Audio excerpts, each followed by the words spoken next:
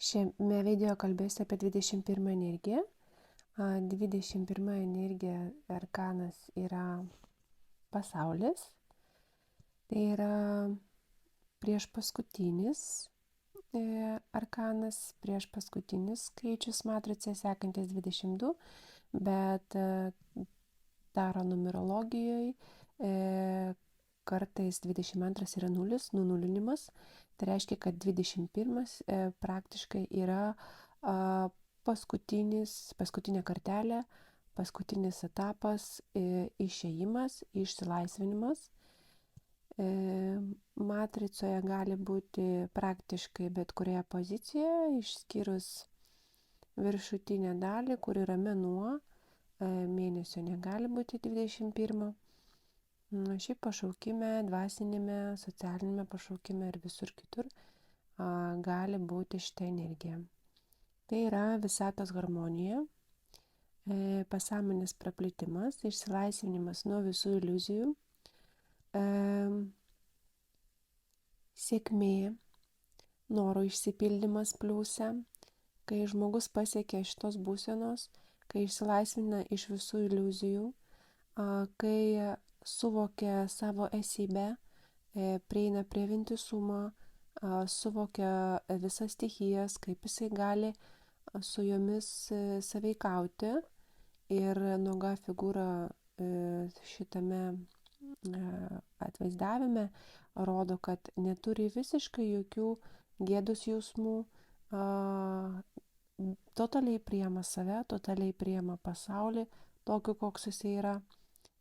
Turi tam tikrus instrumentus rankose, kurie rodo, kad jisai gali viską, jisai yra kūrėjas, savo pasaulio kūrėjas. Tai yra laisvė, meilė viskam, visiškai viskam.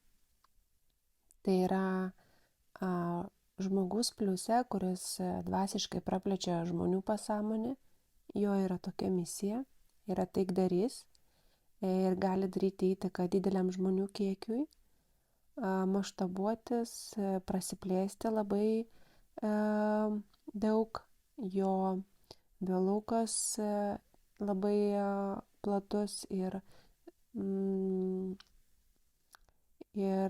daug ką gali išgydyti gyvenime, realiame gyvenime. Tai gali būti dėstytojai, švietimo įstaigose, labdaros fondo organizatoriai, keliautojai, nes 21 jisai labai glaudžiai susijęs su kitų tautų ir kitų žemių priėmimu. Tai yra su užsieniu, kai žmogus visiškai neturi jokių apribojimų keliauti, gauti kažkokias žinias užsienyje, gyventi, grįžti. Jisai myli savo tėvynę, neišduoda jos, bet gali pasisemti informacijos kitose ir gauti resursą visame pasaulyje. Jisai priemamas visame pasaulyje ir jisai gali keliauti visur, moka kalbas, labai greitai įsisavina visokiausias kalbas, suvokia ir priema visas kultūras. Jis kiekvienoje šalyje siekia įsigyti naudingos patirties saviugdai, todėl jam nėra jokių ribų, jisai gali save realizuoti bet kuriame pasaulio taške. Minuse kaip tik yra prisirišimas prie tam tikros vietos, tarsi žmogus negali ištrūkti, net ir jam nepatinka, gali nepatikti nei klimatas, nei kultūra tų žmonių, kur jisai gyvena, jam nepatinka, bet jisai tarsi surištas kažkokiom atsakomybėm, kažkokiais apribojimais, jisai negali gyventi kitur, neturi galimybės daug keliauti, kažkur gauti resursų, pasisemti. Tai čia yra minuse. Šiaip šitie žmonės labai greitai mokosi, nori kaupti žinias, kaupia visą laiką daug žinių, dalinasi su didelė auditorija žmonių, dar 21 yra internetas šiais laikais, tai galimybė pasiekti žmonės visame pasaulyje, kai žmogus gali transliuoti kažkokią informaciją visam pasauliu, turi labai didelę auditoriją, kai jį priima iš visų pasaulio taškų ir jisai gali bendrauti, bendradarbiauti ir būti naudingu visam pasauliui ir dalyvauti kažkose pasaulinio lygio projektuose. Jisai lengvai prisitaiko prie bet kokio klimato, kultūros, naujų aplinkybių, nes jisai neturi pasipriešinimo viduje, kad kažkas jam netinka, ar klimatas, ar žmonės pikti, ar trafikas kažkoks, ar aptarnavimas, jam yra viskas priimtina, bet minuse gali būti nepriėmimas, kažkas nepatinka, ten per šalta, ten per niūrų žmonės. Šiaip pats gali būti tokia visą laiką traukia atgal grįžti namo, visą laiką depresinės būsenos, jeigu kažkur išvažiuoja, toks neturi tokio laisvės pojūčio, visą laiką kažkokie apribojimai arba būsenos, kurios traukia atgal ir žmogus negali atitrūkti nuo tam tikros vietos.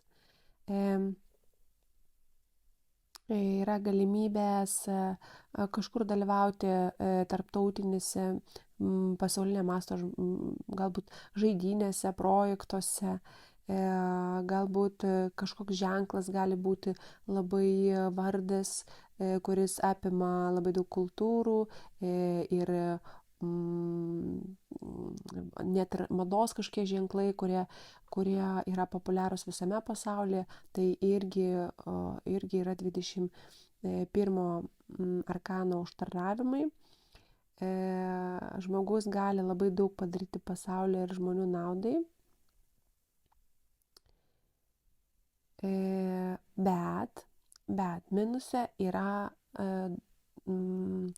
tokių baimė prasiplėsti, baimė pasididinti. Žmogus galėjo labai daug kažką investuoti ir padaryti pasauliui, padaryti didelę naudą kažkada, įnešė didelį indėlį, tačiau jį galėjo nuvertinti, pasmerkti, galbūt pavogti kažkokius sistemas, ten analizės ir taip toliau. Ir todėl dabar yra baimė prasiplėsti, pasididinti, daug investuoti į save, baimė būti matomų, daryti įtaką daugeliu žmonių, nes yra didelė atsakomybė, gali būti baimė kažką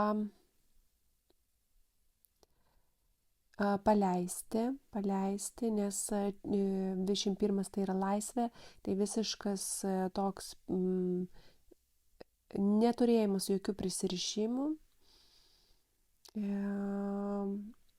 Reikia išmokti paleisti, išmokti neturėti kažkokių apribojimų. Šiaip pliusą tai yra dvasinio vystymo etapas, kai ir jau išeina į tokį gerą pliusą, simbolizuoja visišką savo vidinės prigimties ir aplinkinių jėgų, stichijų supratimą, jų valdymą. Žmogus suvokia, kas jisai yra dvasinėme lygyje, kokia jo misija, kokios užduotis, kaip jisai gali realizuoti save per tam tikras stichijas, kurias duoda įsikūnymas.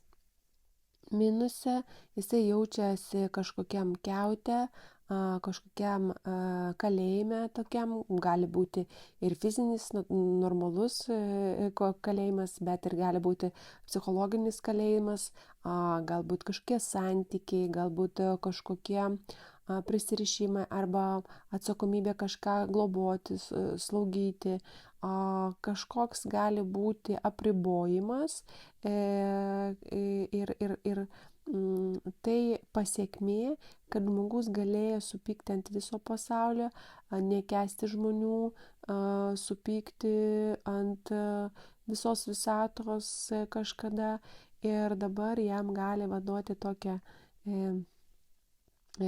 išbandymą, pabandyk pagyventi taip apribotai, jeigu tau viskas blogai, gali pabūti tokiam savo kalėjime ir pasižiūrėti, ar tikrai pasaulis yra blogas. Toks minuse užsidarimas, nepriėmimas, žmonių nepriėmimas, prisirišimas prie kažkokios vietos, kaip ir minėjau, ar prie kažkokio daikto, darbo, nepasitikėjimas savo jėgomis, gėda būti matomu, baisu būti matomu, kad kažkas gali kažką pavogti, pagrobti, nuvertinti. Baimė taip pat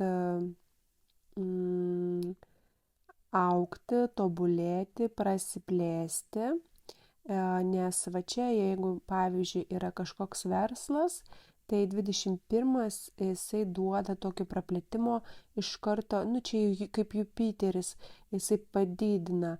Tai pavyzdžiui, jeigu yra projektas, tai iš karto galima maštabuotis, jį pasididinti, nedirbti tik tai su 10 žmonių, pavyzdžiui, 21 pliuse, jisai duoda praplėtimą ir tokį didelį maštabą, kaip Jupiteris yra pati didžiausia planeta, jinai visą laiką padidina, tai čia bus baimė pasididinti, kažką daryti maksimaliai, pasaulinių lygių, ten, nežinau, valstybių, tarptautinių lygyje ir taip toliau. Totaliame minuse gali daryti žalą labai daugeliu žmonių, ten yra karų iniciatoriai, inicijuoti kažkokius mūšius, galbūt kažkokius tamsius projektus, kurie kaip tik nuveda į tamsą ir taip toliau. Šiaip minuse tokia yra apatija, skolos gali būti, toks gobšumas, kelionių baimė apskritai, lėktuvų, skraidimo, užsienyje, net žmogus gali bijoti pagalvoti, kad kažkur išvažiuoti, ten man geriausia yra mano namai, man geriausia yra mano ten sodas, aš niekada nevažiuosiu į tas Turkijas, ten Graikijas ir taip toliau. Toks yra nuvertinimas kitų kultūrų, kitų valstybių. Apskritai gali būti nepriimamas užsieniečių, ten kažkokių kitos spalvos odos žmonių, kitos kultūros, religijos, toks nepriimamas gali būti.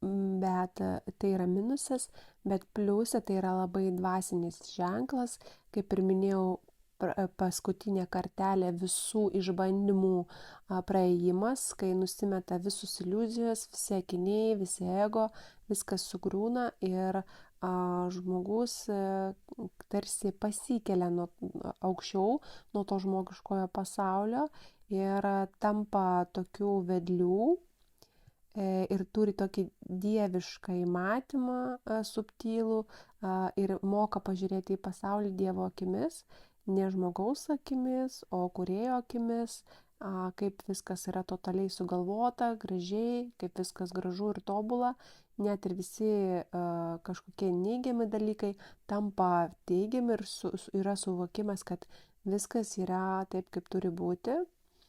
Tai žmogus jaučiasi kaip rojuje, toks naujai atrastas rojus po tokios būsenos, grįžimas namo. Tai tas grįžimas namo, kai siela grįžta į savo vientisumą, kai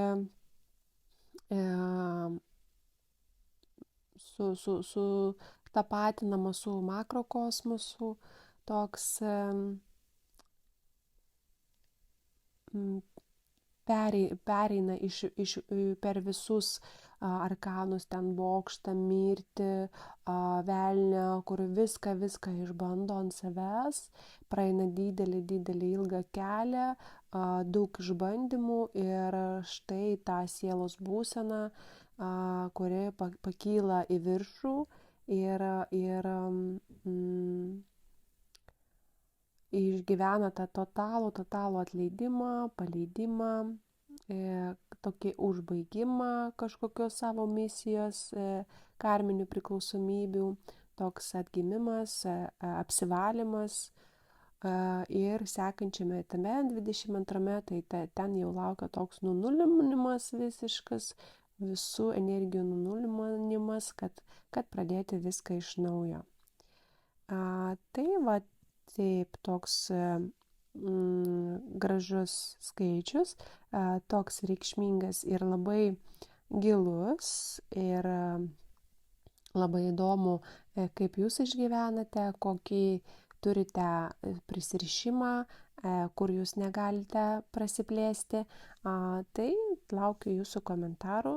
Jeigu turite klausimų, irgi drąsiai rašykite. Ačiū, kad klausote.